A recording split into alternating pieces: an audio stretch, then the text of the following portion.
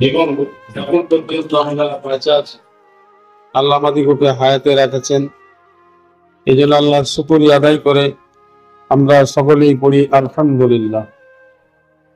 অতঃপর দরুদ ও সালাম বর্ষিত হোক জিনার কারণে আল্লাহ তাআলা সকল প্রকার নিয়ামত আমাদিগকে দান করেছেন, সকল প্রকার বিপদ আপদ বালা মুসিবত থেকে বাঁচার জন্য বিভিন্ন প্রকার বুদ্ধি দান করেছেন, যুক্তি দান করেছেন, নিয়ম কানুন দান করেছেন। তিনি হচ্ছেন হযরত মুহাম্মদুর রাসূলুল্লাহ সাল্লাল্লাহু তাআলা আলাইহি ওয়া আলিহি ওয়া সাহবিহি ওয়া বারাকা সাল্লিম। আমরা সবাই বলি আল্লাহুম্মা।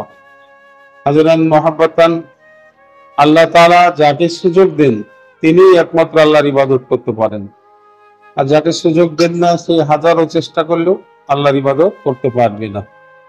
এই জন্য আল্লাহর কাছে রাত্রিতে শোয়ার সময় ফরিয়াদ করতে হয়, আল্লাহ তুমি আমাকে তৌফিক দিও, তুমি আমাকে সুযোগ দিও যাতে করে আমি সকালে ফজরের নামাজ আদায় করতে পারো।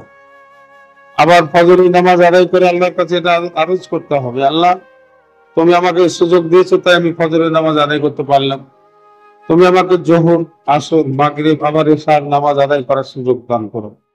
বান্দা যখন আল্লাহর কাছে কিছু চাই তখন আল্লাহ ফিরিয়ে দিতে লজ্জাবোধ করেন, কেননা আল্লাহ তাআলা হচ্ছে এমন একজন দাতা, এমন ধনী, এমন গণী যার তুলনা নাই। লাইসা কামিসলিহি শাইউন, আল্লাহর সাথে কোনো বিষয়ের কোনো বস্তুর কোনো তুলনা হবে না।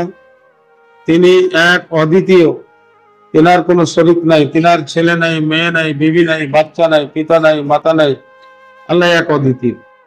যে ব্যক্তি খালিস অন্তরে স্বীকার করে আল্লাহ এক অদ্বিতীয়, লা শারিক, তার কোনো শরীক নাই অর্থাৎ অংশীদার নাই, এই কথা যে ব্যক্তি বলে সেই ব্যক্তির পরে আল্লাহ খুবই রাজি হয়ে যান। যেটা আমরা এতক্ষণ সূরা ইখলাস 3 বার পড়লাম। সূরা ইখলাস 3 বার পড়লে পরিপূর্ণ একটা কালামুল্লাহ শরীফ খতম শরীফের সওয়াব পাওয়া যায়। খালিস অন্তরে কেউ যদি 3 বার সূরা ইখলাস পাঠ করে নিয়মিত সকালে সন্ধ্যায়, আল্লাহ তাআলা তার সকল বিষয়ের জামিনদার হয়ে যান।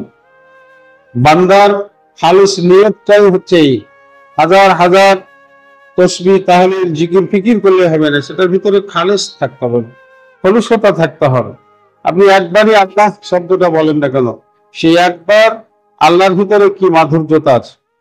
যেমন রাসূল করিম সাল্লাল্লাহু আলাইহি সাল্লাম এক গাছের নিচে শুয়ে আছেন, আরাম করছেন।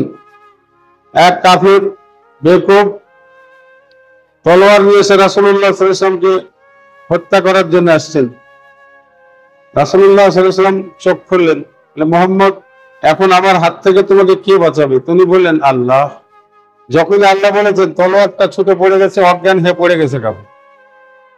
খালিস অন্তরটাকে আল্লাহ তাআলা পছন্দ করেন। খালিস অন্তরে একবার আল্লাহ বলা কোটি কোটি বার আল্লাহ বলা চাইতে উত্তম, কিন্তু সেটা খালিস অন্তরে হতো। যার কারণে আমরা প্রচুর পরিমাণ ইবাদত বন্দী করি, কিন্তু দেখা যাচ্ছে আমাদের ইবাদতের পরিপূর্ণতা স্বাদ আমরা লাভ করতে পারি না, কারণ এটা আমাদের ভিতরে খুলুসিয়াত এবং খালিস নাই। 2 নম্বর, দোয়া করার পর আমরা চিন্তা করি দোয়া তো করলাম আল্লাহ কবুল করলো কিনা, এটাও কুফরি।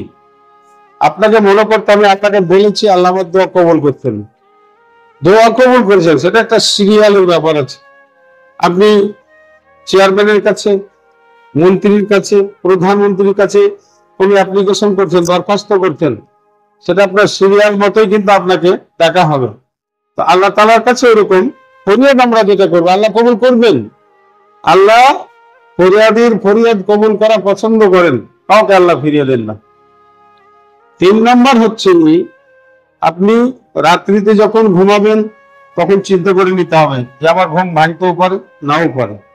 এটা খুবই বড় রকমের বিষয়, কারণ ঘুম হচ্ছে মৃত্যুর ভয়। আমি তীব্রভাবে বলেছি, আবার বলছি, স্মরণ করে দিই, গত ঈদেও বলেছি, আমার একটা স্মরণ আছে। রাত্রিতে শোয়ার সময় সবসময় চেষ্টা করবেন অজু অবস্থায় শোয়া এবং ভালো পোশাক পরে শোয়া, কারণ মুর্দার পোশাক ভালো কি ভালো না, কিন্তু আমরা রাতে করি কি মুতে আসায় শুয়ে গেল। পেশাবখানায় পায়খানায় গেলে জুতা পায়ে দিয়ে যাবেন, স্যান্ডেল পায়ে দিয়ে যাবেন, খালি মাথায় যাবেন না, টুপি মাথায় দিয়ে যাবেন। কারণ পেশাব পায়খানায় টুপি মাথায় দিয়ে পেশাব পায়খানা করতে হয়।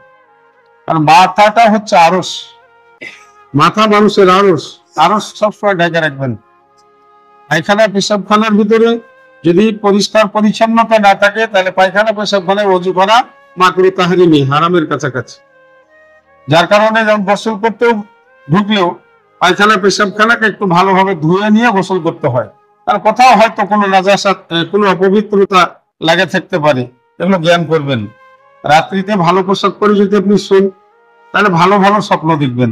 ভাগ্যক্রমে আপনার ভাগ্য ভালো হলে, দয়াল নবীর দয়া হলে আপনার সাথে জিয়ারত হয়ে যেতে পারে।